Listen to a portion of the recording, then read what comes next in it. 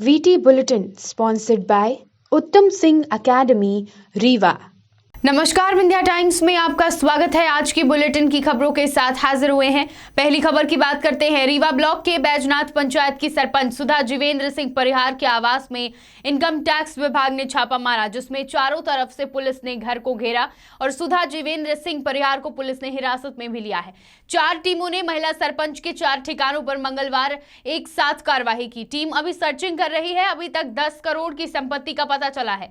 चारों ठिकानों से 30 गाड़ियां मिली हैं। घर से सोने चांदी के जेवर भी बरामद किए गए हैं। 2 क्रशर प्लांट भी सरपंच के नाम पर है। लोकायुक्त एसपी राजेंद्र कुमार वर्मा ने बताया कि 4 ठिकानों पर अलग अलग टीम कार्यवाही कर रही है। प्रॉपर्टी की पूरी जानकारी जुटाई जा रही है और कार्यवाही काफी देर तक चल सकती है। रीवा शहर में लगातार हो रही बाइक चोरी की घटनाओं को देखते हुए रीवा पुलिस ने कबाड़ व्यापारियों के ठिकानों में दबिश दी है, जिसमें एसपी राकेश कुमार सिंह के निर्देश पर जिले भर के थाना प्रभारियों के नेतृत्व में गठित टीमों ने शहर के 2 दर्जन कबाड़ व्यापारियों के ठिकानों पर जांच पड़ताल की, जिसमें काफी संख्या में बरामद हुए बाइकों के पार्ट से कबाड़ व्यापारियों में हड़कंप मच गया और पुलिस का यह संदेह है कि चोरी हुई गाड़ियों के पार्ट्स को काटा गया है, जिसकी पड़ताल जारी है। जैसा कि आप लोगों को जानकारी में कि कुछ समय से मोटरसाइकिल चोरी और छोटी छोटी चोरियां जो शहर में हो रही थी, उसमें हमारे पुलिस अधीक्षक महोदय के द्वारा निर्देश दिए गए कि एक रेड प्लान की जाए। उसी निर्देश के पालन में आज सुबह शहर के सभी थाना प्रभारियों को, सभी राजपत्रित अधिकारियों को, साथ में आसपास के देहात क्षेत्र के थाना प्रभारियों को बल के साथ बुलाया गया। पुलिस लाइन से ही बल को बुलाया गया था और फिर पार्टी बना के करीब 15 से 20 कबाड़ियों के यहाँ रेड कार्रवाई कराई गई। उस रेड कार्रवाई में बड़ी मात्रा में चोरी की संदिग्ध संपत्ति मिली है।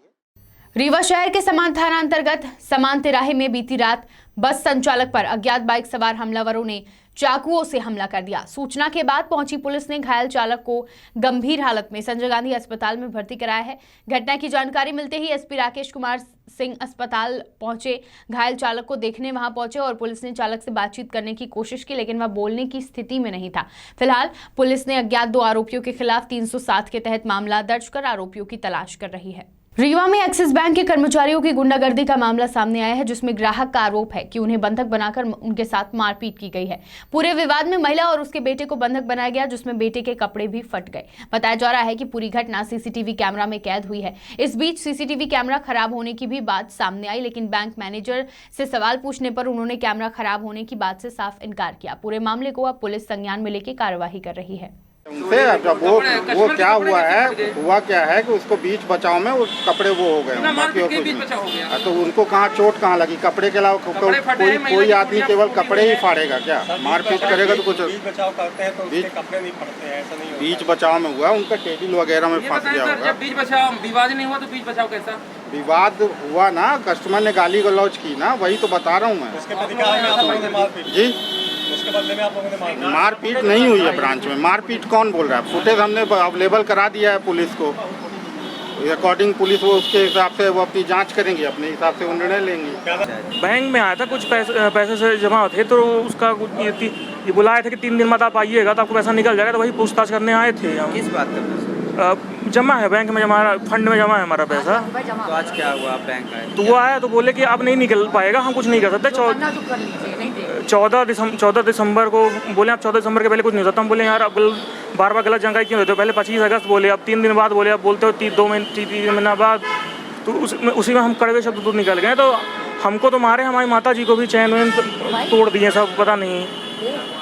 बढ़ते हैं अगली खबर की ओर। सीधी से सिंगरौली को जोड़ने वाली NH39 सड़क एक बार फिर जर्जर स्थिति में पहुंच गई है। जिस सड़क का निर्माण कार्य पिछले 12 वर्षों से चल रहा है, लेकिन आज तक सड़क बनाने का कार्य पूरा नहीं हो पाया, जिससे वहां से निकलने वाले छोटे बड़े वाहन चालकों को काफी समस्याओं का सामना करना पड़ता है। बता दें, सीधी से सिंगरौली को जोड़ने वाली NH39 को वर्ष 2011-12 में 4 लेन सड़क बनाने की स्वीकृति मिली थी। तब Gammon India private limited company को सड़क बनाने का टेंडर मिला था, लेकिन यह कंपनी निर्माण कार्य में घाटा बताते हुए काम बंद कर रफू चक्कर हो गई, जिसके बाद लगातार NH39 सड़क की स्थिति दिन प्रतिदिन खराब हो गई है और बारिश के होते ही सड़क पूरी तरह उखड़ जाती है। NH 39 सड़क के 12 वर्षों बाद भी निर्माण न होने के कारण लोग अब जनप्रतिनिधियों को कोसने में कोई कोर कसर नहीं छोड़ रहे हैं। खुद अब सांसद इस बात को मान रही हैं कि सड़क पूरी तरह से उखड़ गई है। सिंगरौली से पुष्पलेश द्विवेदी की रिपोर्ट। निश्चित रूप से फिर से उखड़ गई है। आपने देखा है कि वो सिर्फ मतलब टेम्परेरी रोड उसको रिपेयरिंग कराई गई थी, जिसमें लागत भी पर्याप्त मात्रा में उसमें लगी थी। और जब रोड बनी थी तो वो बहुत ही अच्छे स्तर पर थी, क्योंकि बारिश बहुत ज़्यादा ही बहुत हैवी रेन हुआ है, इसके कारण से वो रोडें उखड़ गई और भारी वाहनों का आवागमन लगातार चल रहा है, उसमें बंद वो बिल्कुल भी नहीं हुआ है। इसलिए उसकी स्थिति वो तो सिर्फ एक रिपेयरिंग की कंडीशन में थी। बहुत जल्दी हमारा जो मुख्य काम है वो बहुत जल्दी शुरू होने वाला है। मैं ऐसा नहीं मानती हूँ, क्योंकि जब तक उस रोड को बहुत अच्छी तरह से नहीं बनाया जाएगा, क्योंकि हैवी व्हीकल्स जो हैं उनका आवागमन इतना ज़्यादा है, तो इसमें कि कोई भी रिपेयरिंग वाला पार्ट अगर होगा तो वो नष्ट तो होगा, खराब होगा।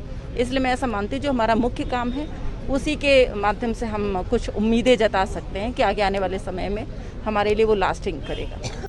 चुरहट की सड़कों को लेकर पिछले दिनों देखा गया कि किस प्रकार से राजनीतिक घमासान मचा हुआ था।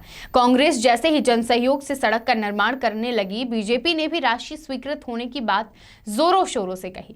अब प्रश्न यह उठता है कि जब सभी चुरहट की सड़क को जल्द से जल्द बनाने के लिए इतने आतुर हैं, तो फिर चुरहट की सड़क की यह दशा क्यों है? आज आलम यह है कि फिलहाल चुरहट की सड़क पानी की मांग कर रही है। चुरहट की सड़क राजनेताओं से पूछ रही है कि क्या जल छिड़काव के लिए भी राशि स्वीकृत करवानी पड़ेगी या किसी आदेश का इंतजार करना पड़ेगा। चुरहट की सड़कों का क्या हाल है, ये आप वीडियोस में साफ तौर पर देख सकते हैं। बढ़ते हैं बुलेटिन की आखिरी खबर की ओर, जहां जन्माष्टमी की धूम पूरे प्रदेश में है। कृष्ण भक्त जन्माष्टमी में कृष्ण के जन्मदिन की तैयारियों में सुबह से ही लगे हुए थे। शहडोल जिले के कागज नगरी में बने राधा कृष्ण मंदिर में हर जगह हर वर्ष की तरह धूमधाम से जन्माष्टमी मनाई गई। वहीं कोरोना वायरस की तीसरी लहर को मद्देनजर रखते हुए थाना अमलई स्टाफ वहां मौजूद रहा और मंदिर आने वाले भक्तों से भीड़ न लगाने की अपील की। राधा कृष्ण मंदिर में भक्तों का तांता सुबह से ही लगा रहा। राधा कृष्ण की मूर्ति को सजाया गया और 56 भोग लगाए गए। बड़े ही धूमधाम से कृष्ण भगवान का जन्मोत्सव मनाया गया। इसके अलावा उमरिया जिले के नौरोजाबाद के राधा कृष्ण मंदिर में धूमधाम से श्री कृष्ण जन्म उत्सव मनाया गया। सुबह से ही मंदिरों में भक्तों की कतार लगी हुई थी।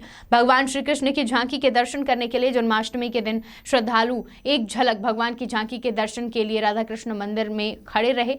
शाम काल से ही भजन कीर्तन के साथ भक्तों का जमावड़ा लगने के साथ ही देर रात तक मंदिर में श्रद्धालु जमे रहे।